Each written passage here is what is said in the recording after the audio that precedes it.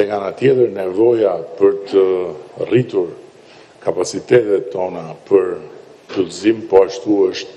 çdo vit më e madhe, sepse siç e kemi parë,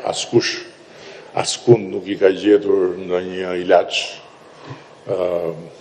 zjarreve që kur vinë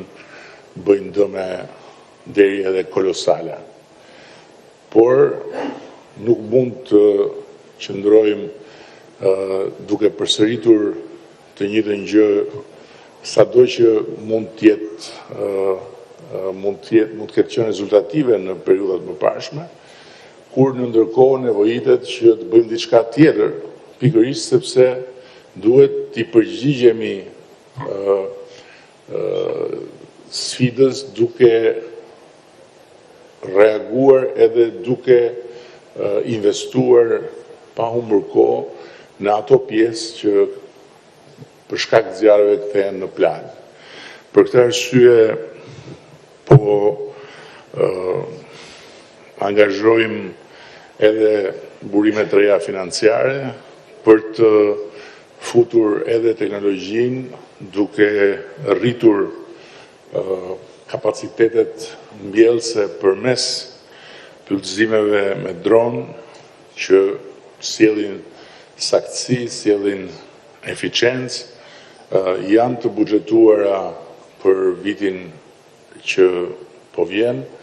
dhe duke ndërtuar një bazë vitin që vjen do të rrisim pastaj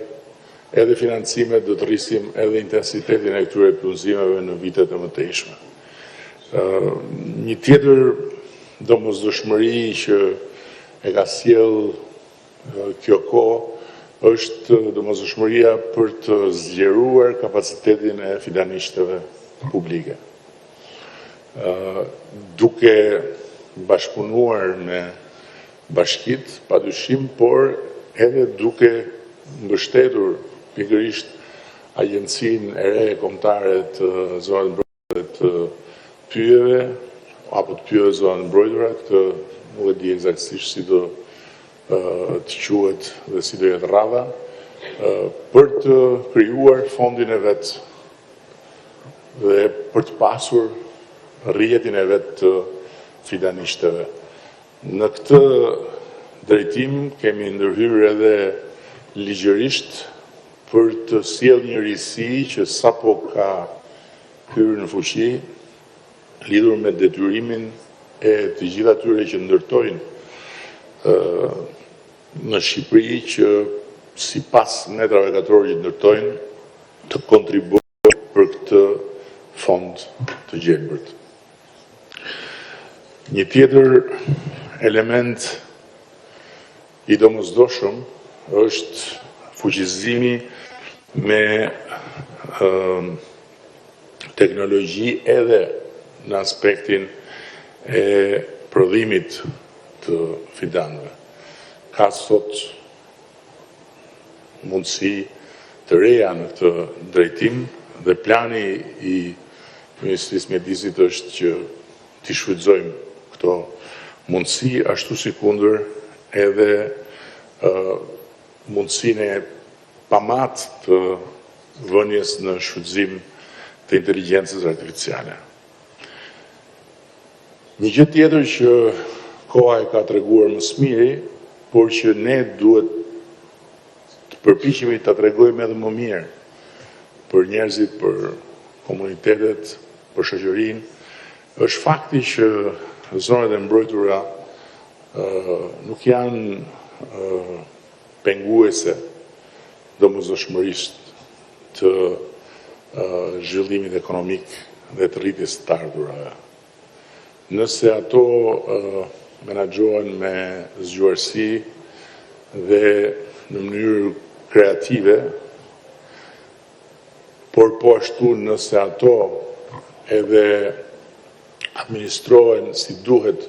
në aspektin e mbledhjes së të ardhurave, gjë që e kemi parë me sistemet e reja të biletimeve elektronike, të ardhurat në zonat e mbrojtura mund të jenë të konsiderueshme dhe mund të funksionojnë më së miri si një burim i ri i atyre komuniteteve që jetojnë brenda atyre territoreve. Dhe sot mua më vjen mirë shumë të them që ne kemi faktikisht mbi 1 milion hektar të përfshira në territorin e përgjithshëm të zonave të mbrojtura, që janë mbi 20%, gati 22% e mbar territorit. Por nuk mjafton ta thuash këtë në mënyrë të përgjithshme, sepse ajo që duhet është pastaj futja më thellë dhe në mënyrë më detajuar brenda gjithë këtij territori që përmblidhet në mbi 1 milion hektar, për të parë se si në çdo pjesë të tij potencialet e zhvillimit ekonomik janë po aty, pa qenë nevoja për të ndërhyrë me zhvillime që shumë më tepër dëmtojnë se sa sjellin vërtet zhvillim të qëndrueshëm në një afat më të gjatë. Agjencia Kombëtare e Zonave të Mbrojtura, për t'ju dhënë një ide,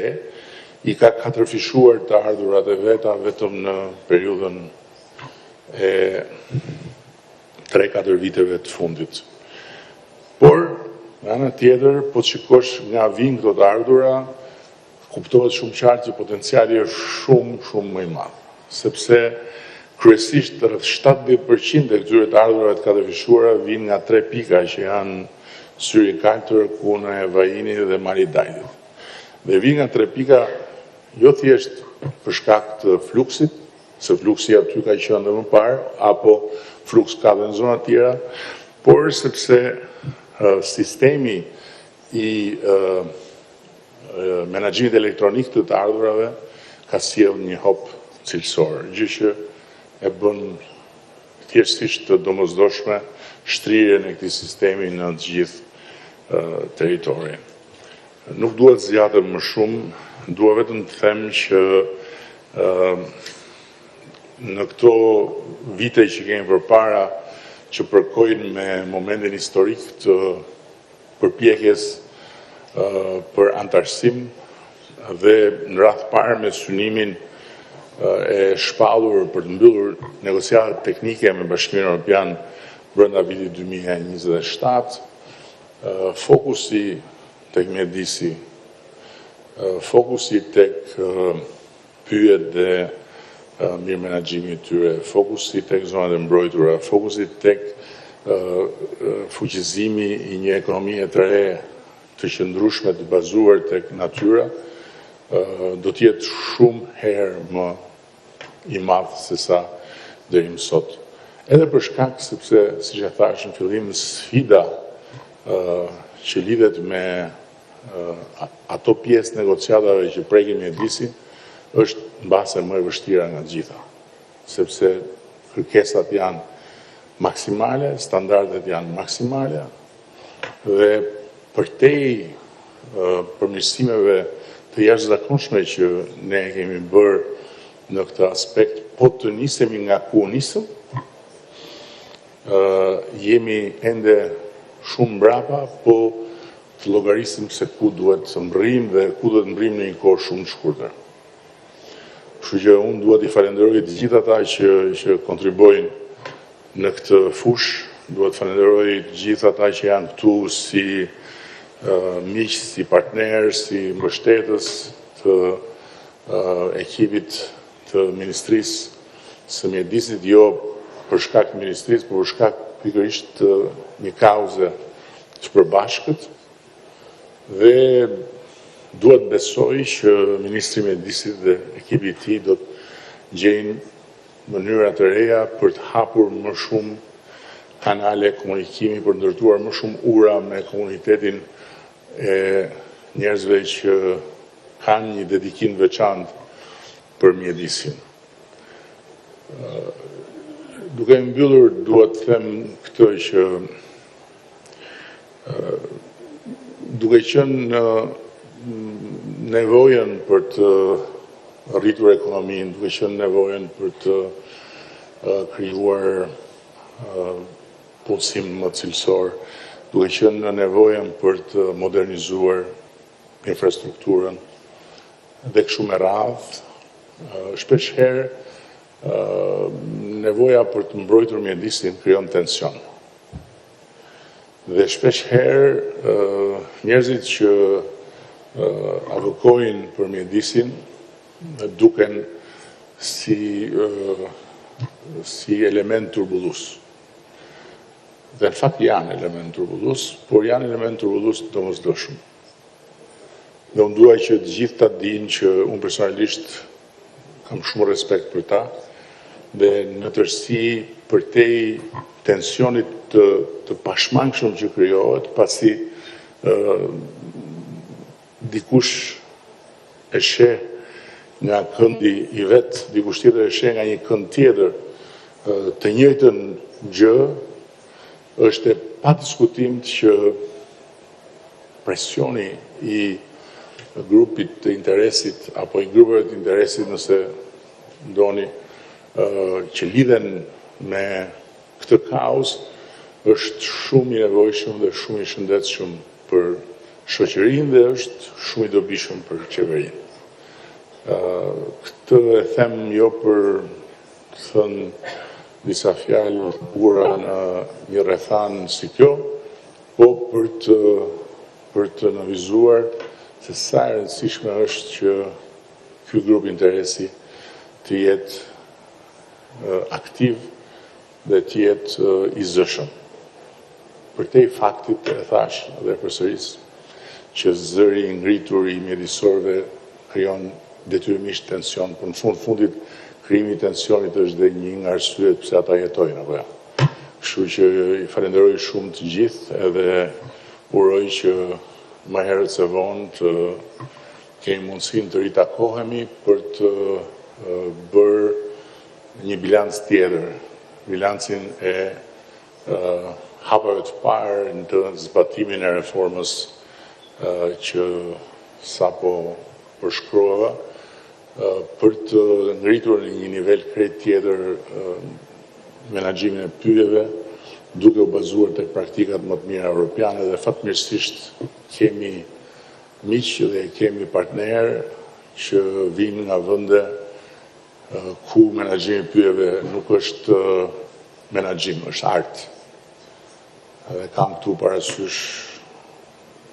qoftë miq që janë ulur mes nesh këtu, qoftë edhe të tjerë që sot mungojnë, por që asnjëherë nuk